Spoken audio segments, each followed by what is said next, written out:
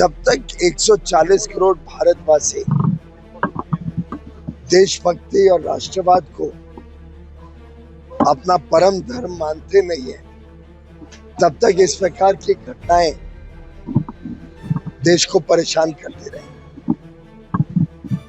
मैं समझता हूं आज भारत की ताकत जो दुनिया में उभर रही है, उसको देख के कुछ लोगों में परेशानी है। ये एक लास्ट स्टिच एफर्ट है ऐसे ताकतों का, लेकिन भारत में इतनी क्षमता है कि उनको मुंह तोड़ जवाब देगी।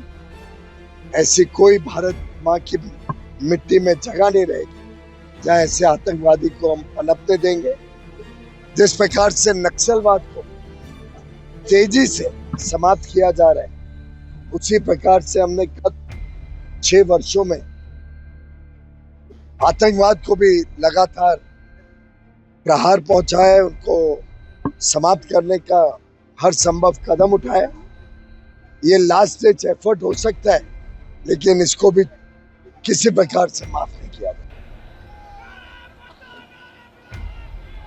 मोदी ने और उनकी हुकूमत ने ऐलान किया कि अब वो ये मुआहिदा नहीं मानते, और मैं सखर में इसी सिंधु दरिया के साथ खड़े होके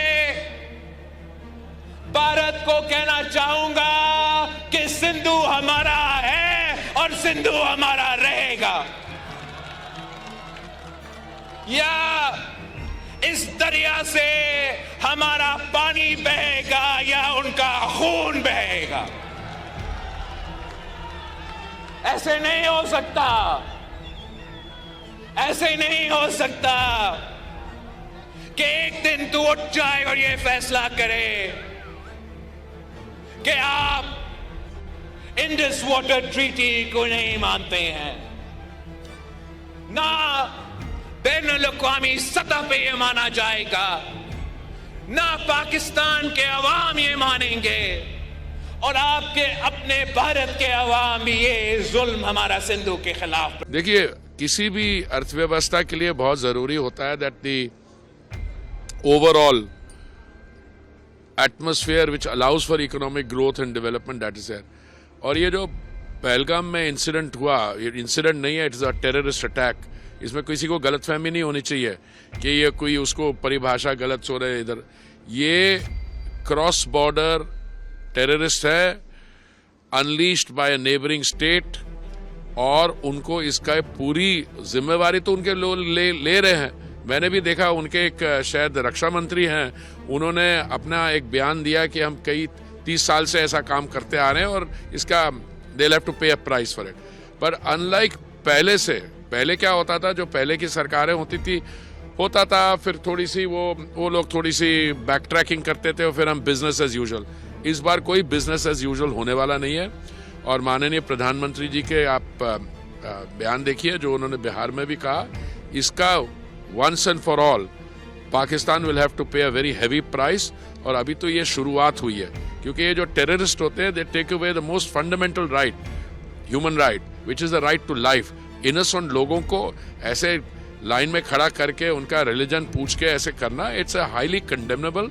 और इसकी कंडेमनेशन सिर्फ भारत का हर एक नागरिक नहीं कर रहा, ग्लोबली, वर्ल्ड वाइज। अब सब देखिए, all countries are condemning it, and I think Pakistan is not just a rogue state, it is a country in terminal decline. Bharat सरकार के सख्त कदम के बाद पाकिस्तान पीपल पार्टी के चेयरमैन बिलावल भुट्टो ने ये कहा। अरे मैंने देखा, वो बड़ा उसकी बुद्धि, उसने कहा कि पानी नहीं मिलेगा तो खून बहेगा। तो उसको बोलो यार, अपना खून जाके कहीं छलांग मार ले। इसके यार पानी में नहीं मिलेगा तो कहाँ छलांग भी कहाँ मारेगा। छोड़िए बेवकूफ़ी की स्टेटमेंट। मैं आपको रिक्वेस्ट करूंगा कि आप इनको डिग्निफाई मत करिए। एक और आंटी है वहाँ पे, वो क्या नाम है, शेरी रहमान, उसने भी कोई बेवकूफ़ी की स्टेटमेंट दी। तो आप उनको डिग्निफाई मत करिए, इनको पता नहीं व्हाट इज हिट देम। तो अभी जरा they will get to understand that.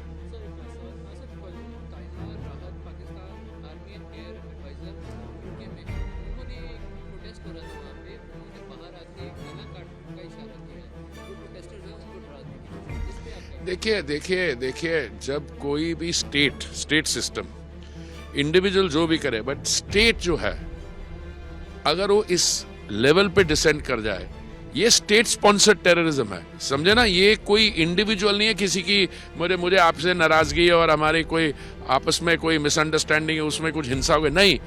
This whole state is gone into terminal decline. और इसका अभी मैं समझता हूँ कि पिछली सरकारें जो हमारी रही है उन्होंने इसको, the tolerance level was very high. इस समय I think we have reached a point where they will have to pay a price. अच्छा, पानी जो है इंडस वाटर ट्रीटी में, देखिए मैं नियरली 4 decades 39 ईयर्स में फॉरेन सर्विस में रहा हूँ।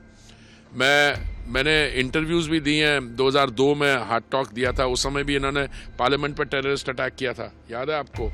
तो उस समय की बात है, कभी भी हमने ये स्टेप जो है वाटर ट्रीटी का, इंडस वैली ट्रीटी का, ये ट्रीटी 1960 की है, जब हमारे रिश्ते कुछ और किस्म के थे, फ्रेंडशिप के थे।